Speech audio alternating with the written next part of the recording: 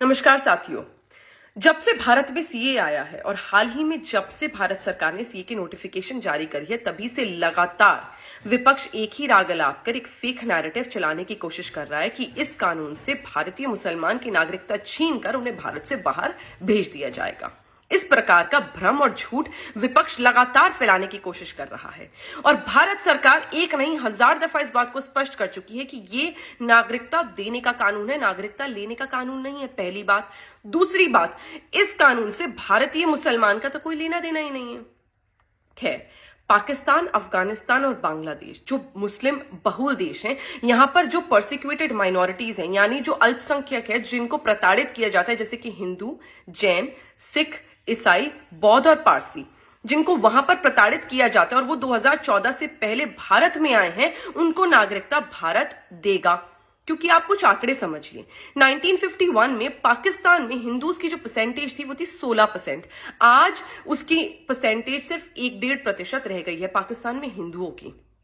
तो या तो धर्म परिवर्तन कर दिया गया या फिर उन्हें इतना प्रताड़ित किया गया कि वो भागकर भारत में शरण लेने आ गए।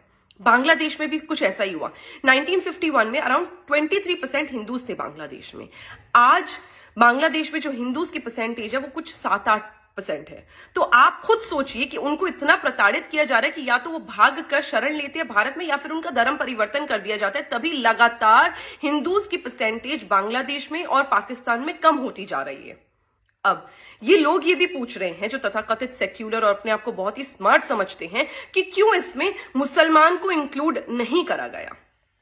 अब भ्रम करने के लिए तो ये बहुत बढ़िया बात है, लेकिन रियलिटी ये है कि मुस्लिम्स को इसलिए इंक्लूड नहीं करा गया क्योंकि पाकिस्तान, अफगानिस्तान और बांग्लादेश मुस्लिम बहुल देश हैं।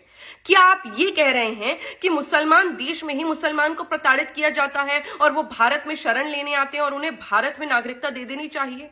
ये कैसी बात हुई? क्योंकि ये वही लोग हैं जो ये भी कहते हैं कि आज की तारीख में भारत में मुसलमान सुरक्षित नहीं है। तो अगर भारतीय मुसलमान आपके हिसाब से सुरक्षित नहीं है, तो पाकिस्तान, अफगानिस्तान और बांग्लादेश के मुसलमानों को क्यों भारत में शरण देना चाहते हो?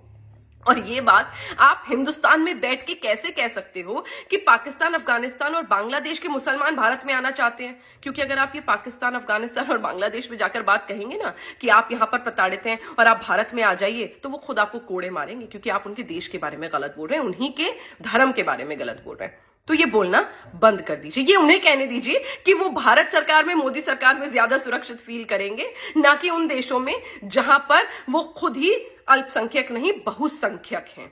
इस प्रकार का भ्रम और झूठ फैलाने के लिए इन लोगों को कड़ी से कड़ी सजा मिलनी चाहिए, क्योंकि भारतीय मुसलमान भारत में जितना कल सुरक्षित था, उससे ज्यादा आज और आने वाले कल में भारतीय सरकार, मोदी सरकार में सुरक्षित रहेगा।